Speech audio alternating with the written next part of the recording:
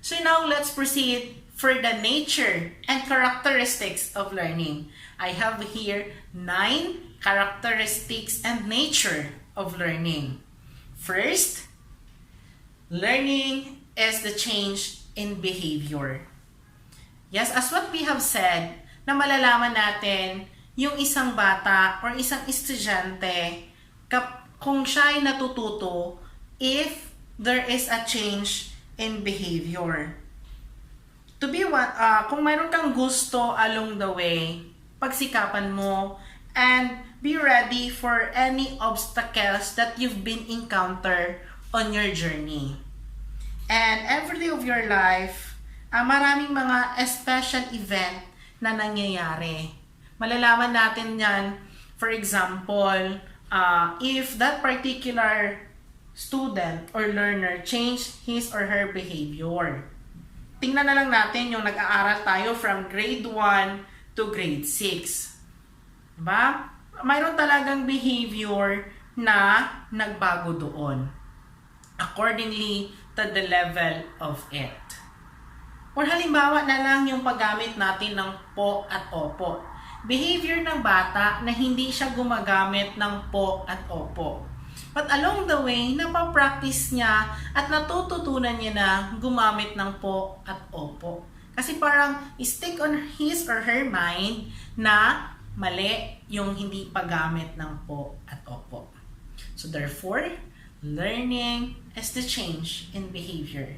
Second, learning is a continuous lifelong process. It is very understandable. But in our everyday life, we learn from it. Time to time, every second, every minute of our life, mayroon tayong mga natutunan. Mayroong mga learning na nandiyan.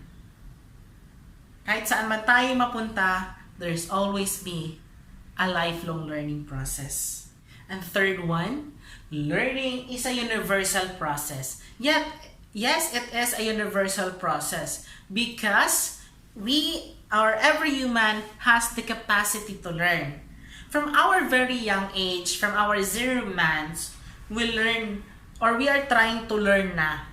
Yung lumabas tayo sa sinapupunan ng ating nanay, natututo tayo, for example, kapag kailangan natin ng food, di ba?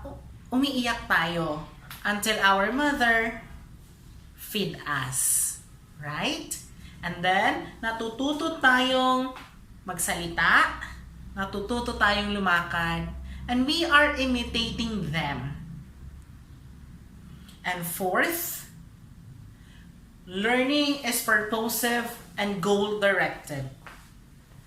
Unahin natin yung purposive.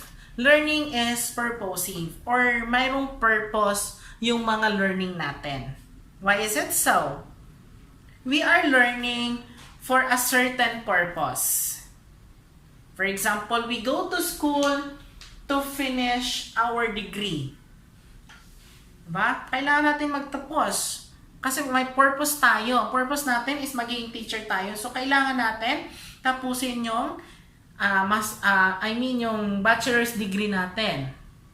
Second, to pass the licensure examination. So, parang yun yung mga purpose natin that we are making purpose. We are making a meaning of our lives. Because when we identify the purpose, why we are doing this, we are learning this because we have something to achieve. Meron tayong gustong makuha. Meron tayong purpose na mayroon tayong purpose na ina-attain and goal-directed. If you have something to achieve, specifically your goal, of course you work hard for it. And remember that our dreams will be our fuel. If you have something to do, learn to face all the consequences. Because learning, of course, after you face the consequences. And if you have some determination, you can do whatever you want in order for you to achieve your goal. Kasi it's very useless kapag marami kang goals na gusto mong i-attain, but then you are not determined, everything will be useless. Kaakibat ni goal palagi si determination. So that magiging productive at magiging most effective yung pag-attain mo ng iyong goal. For example, in school, assessment comes after you get the lesson. O, di ba? Nagkaklase muna tayo bago nagkakaroon ng assessment. And in life, nauna yung test bago yung learning. O, kabaliktaran sila. So, yun siya.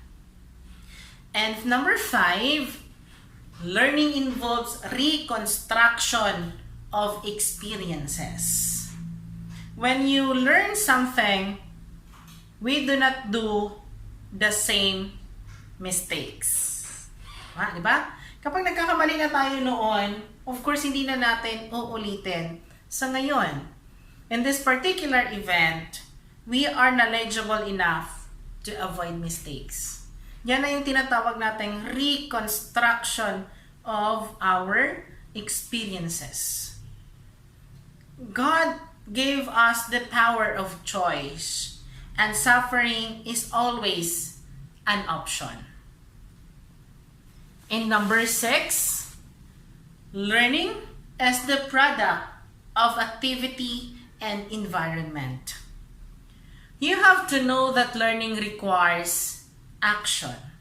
That is very important na mayroong action lagi. An activity is the product of our hand. For example, the TLE teacher teach us about yung paano gumawa or paano magtahi. Diba?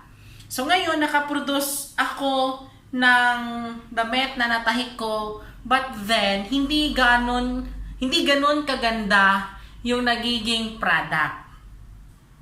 Okay? But then, at least, when I learn the process, and kung gagawa ako ulit, I might be able to apply yung mga natutunan ko dati to make yung maging product ko become more attractive, become more magiging mas beautiful pa siya, mas magiging eye-catcher, tawag parang mas maganda siya tingnan yung product na ma-produce. Ang importante doon, yung sa una, kahit hindi maganda yung product natin, at least natutong gumawa yung bata. Alam niya kung paano ginawa. Yung process itself, alam niya kung paano. Yun yung learning doon. Not the product. And what you have today would have a consequences in the future. Why is it so? If you are doing good for today, therefore the future of it will be good. If you're doing bad, of course, the future of it is bad. Very simple. Okay? And in an environment, according to the African proverbs, it takes a village to raise a child. Why is it so? We individual, we cannot learn from our own. We learn from all the people that surrounded us. Meron tayong mga natutunan sa kanila. We need people to learn. All people that surrounded us. Or else this strategy, this will be possessing same character. Or making our product or making our learners make more beautiful, or else we need to produce a conducive learning that will be in the classroom, or else we need to provide a good place. Ika nga yung sasagot ni Catriona during his Miss Universe na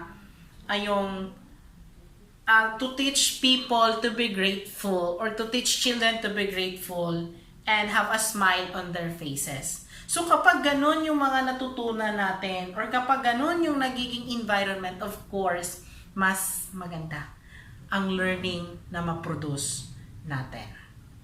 And number 7, learning is transferable from one situation to another.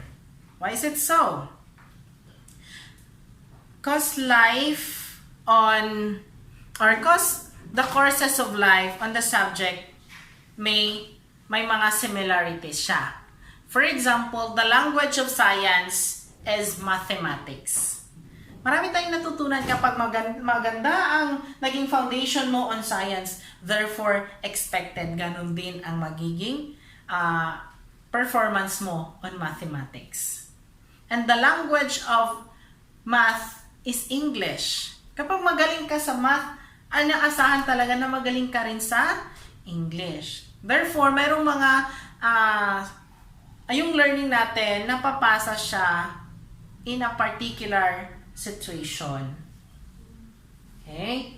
And number 8, learning helps in attainment of teaching learning objectives. As the fresh graduate of the Bachelor's of Elementary Education, during our internship from lesson planning, I know na ginagawa rin po ito ng mga kaklase ko, ng mga kapwa-guro natin, na bago tayo magturo ay gumagawa tayo ng lesson plan and we stated our objectives. We cannot go along without objectives. Ang pinaka-importante yung objective natin. At para along the way, at the end of our teaching, our objectives may seen to our students. We need to give different strategies, different activities just to ensure na mayroong learning. Yun yung magiging assurance natin as teacher, yung mga strategies and activities and techniques na pinapakita natin or binibigay natin sa ating mga estudyante. Or we need to incorporate the new strategies, the new modalities of teaching, especially in this time of pandemic. And last, learning helps in a proper growth and development. Why is it so? Learning contribute to our growth and development. Okay. For example, in the field of educator, marami kasing growth Mayroong mga personal growth, professional growth. So, we focus tayo doon sa personal and professional growth. Of course, we attend to school. We put ourselves into education kasi nga gusto natin mag-grow professionally.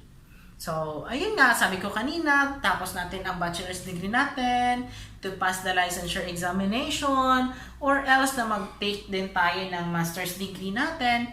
Yan yung mga growth na gusto nating ma-attain. To develop means to undergo different training. As I know, on my side, as fresh graduate, I attended a lot of trainings. Yun yung throughout that training na na-attendan ko, mayroong talagang development. But then, our school is the best training ground. Wherever you go, our school is our common training ground. Do you believe with that, teachers? Yes, I know na yun yung I know na lahat tayo, dyan tayo na mold sa school na yan. Dyan tayo lahat na train.